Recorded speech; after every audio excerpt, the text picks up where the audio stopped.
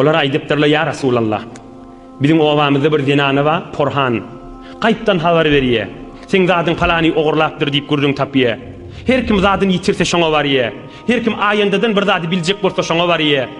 Biz musulman bolak, biz ýene şolardan, şo dinanydan zat sormagy ejazamyz barmy diýipdir. Peygamberimiz aleyhissalatu vesselam aýdypdyr: "La tas'aluha an şey'in." Hiç zat sormaň, birje zat sormaň da ejazanyz ýok diýipdir. Ona Arap kahin diýýär. Porhan. Al-qadi bil gayb. Men gaýby bilýän, nipti gaýpdan habar berýän adam. Eger gaýby bilýän nip irtiqady bar bolsa, gaýpdan men bilýän nip irtiqady bar bolsa näme bolar? Elbetde kafir bolar. Elbetde musulman dädir ol adam. Namaz okuyan ne bolsa, arada tutyan ne bolsa, hacca gitýän ne bolsa, men gaýby bilýän diýen bolsa elbetde kafirdir. Mutlak 4 mezhep 4'üsünde de kafir. İmam Azam, İmam Şafii, İmam Malik, İmam Ahmed ibn Hanbal 4'üsü de kafir diýip aýdýar. Eger gaýby bilýän ne bolsa. Eger yıldızlar öz başına hükümleri bar diýse, men yıldızlaryň üstü bilen bilýän diýse, yıldızlaryň üstü bilen bilýän we yıldızlar Allah'ın takdiri bilen iş ýok, öz başlaryna hökümetleri bar diýse, elbetde 4 mezhepde de kafirdir şol adam. Şeriat-ı İslamiyda mutlak kafir şol adam. Hiç wagtda musulman däl şol.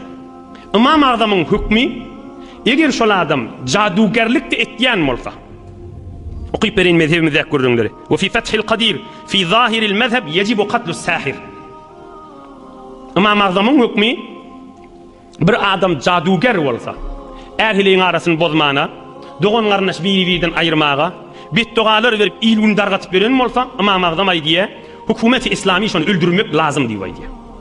Şol adam qatl etmeli. Law lam ya'taqid bi qada'illahi ta'ala aw idda'a al-ghayba bi nafsihi yakfur. Men gaýby bilýän ise, ya Allah'ın hükmüni hiç agzamasa ol adam kafirdir. Fa idha thabata idraruhu bi sihrihi walaw bi ghayri mukaffir yuqtalu daf'an li sharrihi ka qutta'i at-tariq. Kaza fi muqaddimati radd al-muhtaj.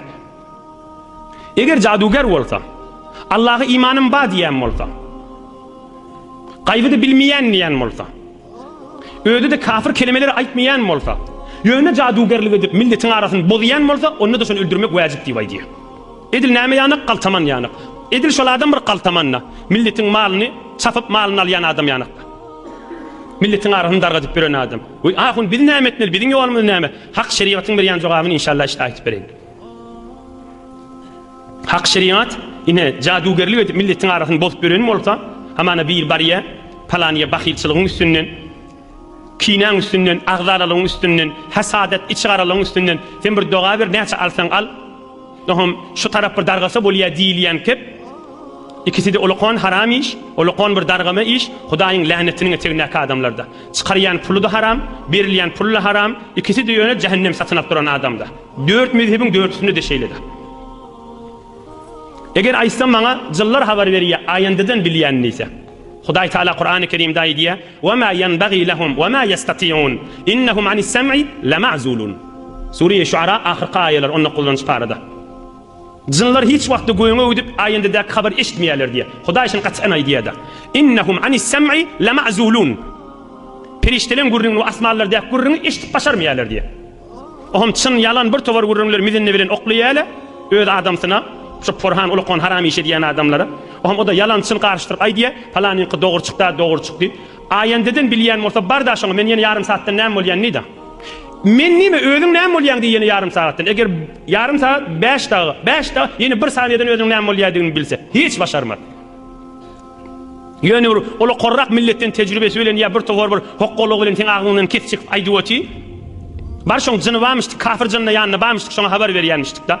Emma aýandadan habar berýän men diýen bolsa, ha sen ýene 5 dagda näme bolýandy? Näme bir dünýäň içinde gyzyl kümüşleri ýerden ýygnan atdy, näme gesipden gorlum, halkyň milletiň puluny sortdan horlapdan diýip aýtdy. Tanetde bar ýanyna. Men näme ogurlany diýip kim ally şonu? Sen öýüň iler düýbünde sen daýdan mamışdyk, sen öýüň düýbünde bir gelejek mamışdyk. Olar şoň kefinden birat ogurlap şonu aýdy. Ady näme diýip men bar aljak şondan diýip. Näçe mysgal gyzylypdy diýip. Hiç tadı bilmedi. Ol oturan, ol bernamyjy diriňiň üstüne gurulanda dahyp. Hokkaň üstüne gurulanda. Allah'ın adyny çakyrdy bar. Bir wagt bir ýyldyz bilýän, nämetýän ýan adam biriniň öýüne bartdyrda. Ohum sallançakda bir çaga ýatanmyş. Ohum ýan kyýalaý diýen adam biri, kärrak öýüň ýesinden pul aljak bolup, sallançakdaky erkek oglan görýärmi diýipdir.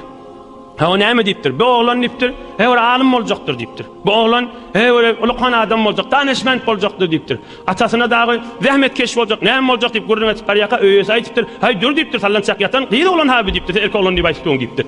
Bilýän zady bolmaz. Ýönümizden ne bilin, halkyň pulunu aljak bolup aýtdy. Dur hoýsa näme diýip barýan diýipdir. Ola gyýdy oglan oň içinde ýatan diýipdir. Men gyýdym ola diýipdir. Ine hak gurrunlar daşylar.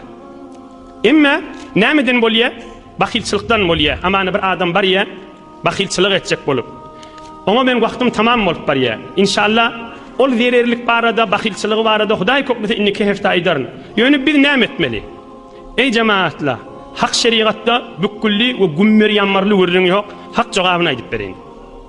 Kana sallallahu aleyhi ve sellem yeta'awwadu min aynil janni ve min aynil insi.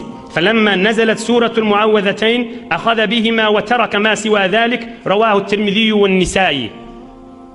Peygamberimiz hemişe Hudaýa jynyň gözünden, adamyň gözünden men saklawar diýip dürügöy derman dogalary Allahdan dileýänmiş.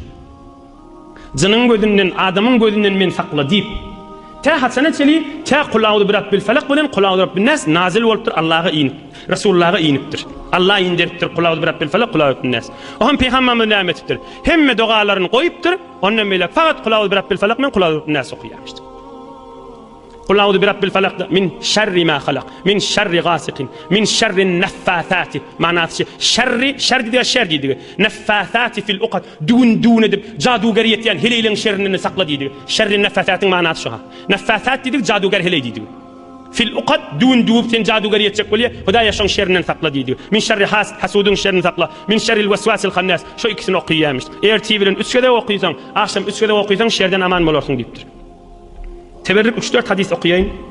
Peygamberimiz kul a'udhu birabbil falaq kul a'udhu birabbin nas inenden soň fakat şu ikisini okuýarmyş. Başga dogalaryny goýupdyr. Hudaýa jynnyň şerrinden sakla, adamlaryň şerrinden sakla. O dogalary okuyup bermeýärmiş. Arabiýasyny okuýsam giýjä galjak terjemesini aýdýyn. Enemi Hazrat Aýşa aýdýa, Aýşa Siddiqa radiyallahu anha. Peygamberimiz düşege gelende günä akşam mübarek elini üýşürip küf edip diýip vurup 3 kul huvallah, bir kul huvallah, bir falaq, bir nas okuýardy. Deslap yüzüne, ohum kellesine, ohum mübarek cesedi, mübarek bedeninin öv taraf hemme yerine, sonra arkasına çekerdi diye. Yefalu zâlike 3 merrat kaza fi sahih el-Bukhari. 3 gedek şonu ederdi diye. Ulamalar aýdýar, bir gedek kul huvallah, bir gedek falaq, bir gedek nas okuýup bedenine dem vursaň, sünnetin bitýär diye. 3 okuýsaň baryndan gaw diye. Yoksa bir gedek de ya da okuyun tutupdur ya başa dogalan kalmış. Bir gedek kul huvallah, bir gedek falaq, bir gedek nas okuyup da dem vurup bedenine çeksen sünnetin bitti diye. Yine Peygamberimiz şolar okuýarmyş, hemme şerden men sakla diýdi. 3-nji hadis şerif. An Uqba. Bayna ana asiru ma Rasulillah sallallahu aleyhi ve sellem gashiyatna rihun ve zulmatun şedide. Bir wagt Peygamberimiz bilen barýadyk diye hewri çöllün araňkydy, gaty ýel ösdi. Dım gara. Gorkudy da gara bolsa, garaňky bolsa, ýelli ösdi, ýagyn ýagjak bolsa, öýde çölle bolsa, jynnan, instan, heýwandan, her zatdan. Şonda Peygamberimiz kul a'udhu birabbil falaq kul a'udhu birabbin nas okuýmany başlady. Resulullah jan şonda ýa diýe ýa atyň sünnemişde. Okuyup bolakana maňa etdi. Ey okba diýdi. Men şonda ýanladım diýe okba diýen adam. Kul a'udhu birabbil falaq kul a'udhu birabbin nas okuýaga. Ey okba diýipdir. Her kim her jere güýçli doga okuýsun, kynçylykda diýipdir. Hiç doga kul a'udhu birabbil falaq men kul a'udhu birabbin nas ýetmez diýipdir. Ama erti namaz bolupdyr da. Evvel rekatda alhamdan soň kul a'udhu birabbil falaq okuýupdyr. Ikinji rekatda da alhamdan kul a'udhu birabbin nas okuýupdyr da Peygamberimiz. Gördüňmi okba diýipdir. Namazda da şunu goşdum diýipdir. Erti namazda seferde şonu goşupdyr da. Evvel rekatda alhamdan soň kul a'udhu birabbil falaq goşupdyr. Erti namazyň pardyna ha seferde şotada.